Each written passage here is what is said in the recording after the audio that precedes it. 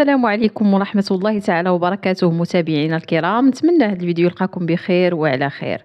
خبر مؤلم، انتقلت إلى رحمة الله فاطمة زوجة اليوتيوبر المغربي محمد الحساكي. إنا لله وإنا إليه راجعون. الخبر اللي صدم متابعين ديالهم وأهل الدوار. فاطمة كانت صحة سلامة كتعاني من حتى شي مرض، فجأة كيتسمع الخبر ديال وفاتها اللي خلى كل شي مصدوم. وآخر فيديو حطوه كانت شي 4 أيام تقريبا دابا، واقفة على رجليها، وكانوا كيوجدوا لواحد الصدقة اللي داروها لأهل الدوار وجمعوا حتى الوليدات الصغار وتا هما فرحوهم. باقا عيانة؟ الحمد لله. لا اليوم طلقني الحال. اييه. لا شعلت الكاميرا بقيتي كتقول.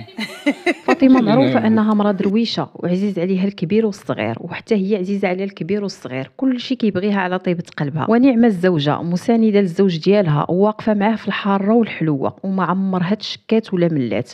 وما بينها وبين الزوج ديالها واحد العلاقة زوينة مبنية على الود والاحترام، كيتعاونوا بجوج. الله يصبرهم، حيت موتها كان صدمة قوية لولادها والزوج ديالها. واقفه وسطهم حتى كيلقاو من الامانه دا امانته. ما كانت كتعاني من حتى شي مرض عضال، فجاه ولات كتحس بالتبوليشه وديك السخانه البارده، ولكن ما مشاتش للطبيب والعمر تقادا.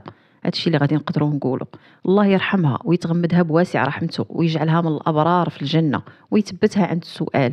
تعازينا للزوج والعائله ديالها. شكرا لكم على المتابعه، والى اللقاء في فيديو قادم ان شاء الله. عليك. ولي جات من عند الله نقولوا الحمد لله. دابا عيانه ولا ما عياناش؟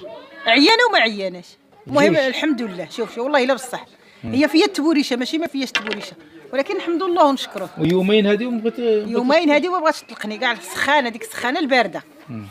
ايوا الحمد لله. والله يشافيك. امين.